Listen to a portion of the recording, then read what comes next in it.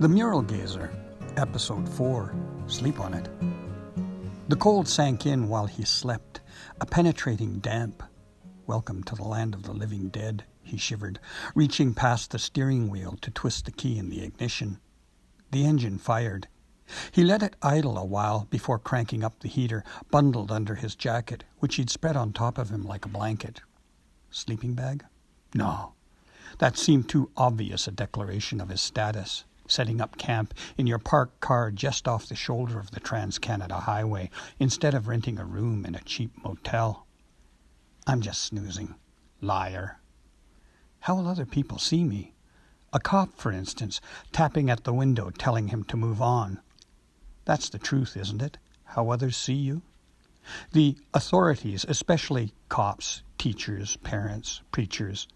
And what would their stereotype for Buddy Hope be? Given his here and now, homeless derelict, camped out in an old beater? He denied it, but not so vehemently as the night before. An insupportable weariness was taking hold. He was beginning to understand, vaguely, what might make a man consider alternatives, or rather, the alternative. Why go on living? He'd never really asked before, never seriously questioned the autonomic will to breathe.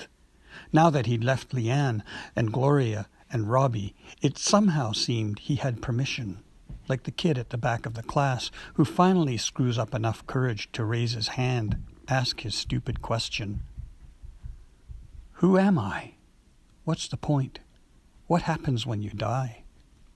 You're not supposed to think about that, he'd been led to believe. This sense of impropriety had been transmitted silently, mysteriously, through unspoken transmissions. It was okay to watch people getting hacked to bits in horror movies or blown to smithereens in war movies. Not okay to imagine the nullification of self, the sudden evaporation of spirit out the pores of your own body like alcohol boiled in a hot pan. Suicidal speculations roused obliterating electromagnetic forces in Buddy's brain.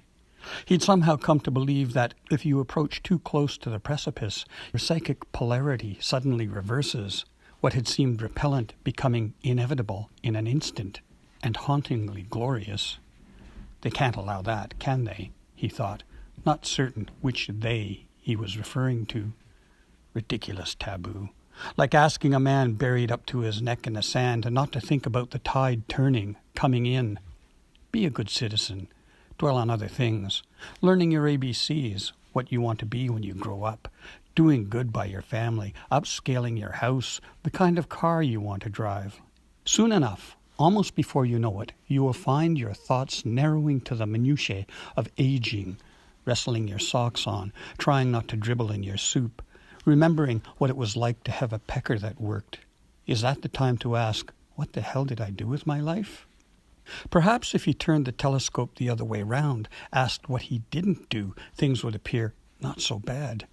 Heroes aren't usually nice people, they're self-important pricks. So if you want to be part of history, be a bloody bastard. Have you got it in you? Would you want it? A dream fragment from the night before came back to him. He'd felt a hand, not his own, wrapping itself in the form of a claw around the hard, heavy texture of a stone, a round stone, river rock, the kind people use to create decorative motifs in their gardens. The human species can use almost anything as a weapon, a voice informed him. If it had sounded sinister, like something out of a cut-rate movie, Buddy could have laughed it off. But it spoke in the fascinated yet all-knowing tones of David Attenborough. In fact, it was David Attenborough. Homo sapiens is the most dangerous of animals. No other is as efficiently vicious or prone to the insane spasms of slaughter and mayhem that so often seize mankind. In their murderous frenzies, they are more deadly than any creature on the planet because their means include all manner of lethal instruments, blunt and sharp, and their motives are not bounded by instinctive desires for food, shelter, and procreation. Hatred wasn't invented by men, but the orgies of violence provoked by civilized notions of good and evil certainly are of human origin. No other animal has ever been known to plan a genocide.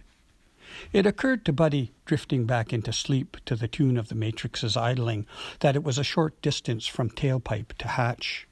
A bit of flexible hose, a roll of duct tape, some clothing or towels for sealing the gaps, a relaxing CD in the player, and maybe a sunset view from a beach or mountaintop. Could it all come down to that? A day when he would want to go gently into that good night? An emergency exit kit, he figured. Don't leave home without it. Your eek, he smiled. Couldn't help but see a glint of humor in his situation, a teasing spirit that rendered angst and anger ridiculous. The Malahat totem agreed, keeping watch on him through the windshield of his matrix.